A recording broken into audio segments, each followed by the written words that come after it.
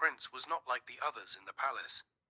While the other children trained with swords or rode horses in the courtyard, he sat quietly under the old banyan tree with a book in his lap or a question on his tongue. "Why is the sky blue?" he once asked the palace guard. "Because it just is," the man replied, smiling. But that answer never satisfied the prince. He wandered the castle halls, asking cooks about spices, gardeners about soil, and travelers about stars. His curiosity was endless. He once spent an entire afternoon following a line of ants just to see where they went. People began to whisper.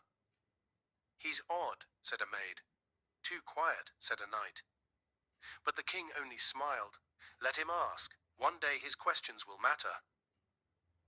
The prince kept learning. He studied scrolls in the dusty library. He listened to old shepherds who spoke in riddles. He watched the sky as if it held secrets only he could understand. Then, one quiet morning, the king collapsed. Fever burned through him. The royal doctors came, robes flowing, hands trembling. They offered tonics, prayers, and powders, but nothing worked. The castle grew silent with fear. The prince, now a teenager, stood beside his father's bed, eyes wide but steady. He remembered something. A book about a flower that bloomed only under the full moon. A flower used by ancient healers to break fevers.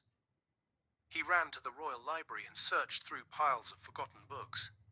There it was, moon petal. He remembered seeing it in the royal gardens, hidden near the water's edge. That night, under the moonlight, he found the flower and made the remedy, just as the book described. The next morning, the fever broke. The king opened his eyes and smiled weakly. "You saved me," he whispered. The court was stunned. Not the doctors, not the warriors, but the quiet boy who asked too many questions had found the answer. From that day, the whispers stopped. The kingdom no longer saw him as odd, but as wise. His curiosity had once set him apart, now it set him ahead.